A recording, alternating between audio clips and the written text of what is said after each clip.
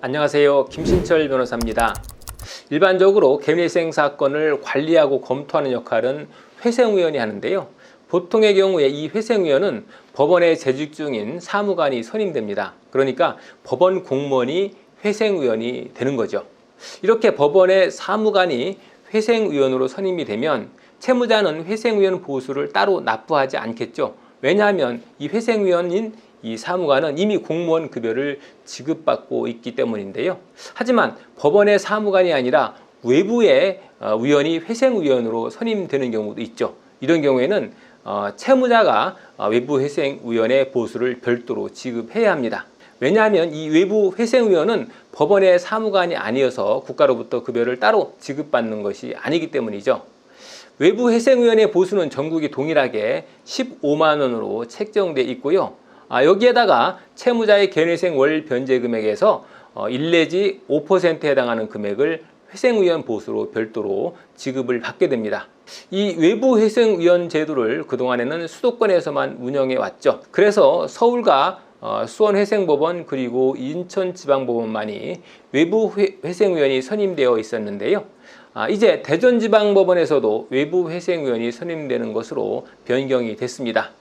이 외부 회생위원은 보통 변호사나 회계사의 자격이 있는 사람이 맡게 되는데요. 물론 모든 개인회생 사건에 외부 회생위원이 선임되는 것은 아니고요.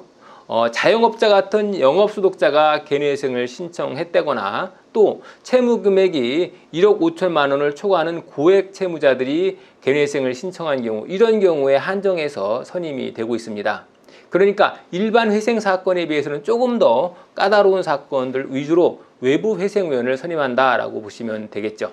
이렇게 외부 회생위원이 필요한 이유는 적체되는 사건을 해소하기 위해서인데요.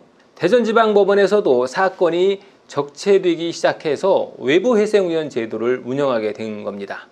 자, 대전지방법원의 경우에는 그 시점이 2024년 7월부터 접수되는 개인회생 사건들부터 외부 회생위원이 적용이 된다고 합니다. 자, 그러면 외부 회생위원이 선임이 되는 것이 결론적으로 나한테 유리한 건지 불리한 건지 이게 궁금하실 텐데요. 자, 그런데 사실 이 개인회생 사건은 법원 사무관이 처리하든 외부 회생위원이 처리하든 사건의 검토 과정이나 보정 요구 절차에서 큰 차이는 없습니다. 왜냐하면 어떤 경우든 이 회생위원 직무 편남에 따라서 사건을 심리하고요. 또 실무준칙에 의거해서 사건 절차를 진행하기 때문이죠. 그래서 외부 회생위원이 선임되었다고 해서 불리해지거나 유리해질 것은 없습니다. 다만 이 15만 원이라는 회생위원회 보수가 따로 발생하는 점과 또 매월 납부하는 변제 금액의 일정 부분을 회생위원 보수로 지급해 줘야 할 수 있다는 점에서 약간 불리할 수가 있는데요. 다만 이것도 채무자의 사건 검토 서류가 더 방대하다거나 또 검토의 시간이 더 소요되는 사건들 위주로 외부 회생위원이 선임되는 것이기 때문에 자, 크게 보면 형평성에 그렇게 위배된다고 보기는 어렵습니다. 그리고 또 매월 변제금 몇 %가 회생위원 보수로 지급되는데요. 그런다고 해서 채무자가 원래 갚아야 할 변제 금액이 늘어나는 것은 아니고요. 채권자들에게 배당해 줘야 할 돈의 일부를 떼어서 회생위원에게 지급하는 것이기 때문에 내가 원래 변제해야 할 금액 자체가 늘어나는 것은 아니라는 거죠. 다만 외부 회생위원회 보수는 이 변제 금액으로 인정받지 못하죠. 그렇기 때문에 청산 가치를 보장하기 위해서 어떤 경우에는 변제 기간이 조금 더 늘어나게 된다거나 변제 금액을 조금 더 상향하는 일이 발생할 수는 있는데요. 자, 이렇게 되면 조금 불리해질 수는 있겠죠.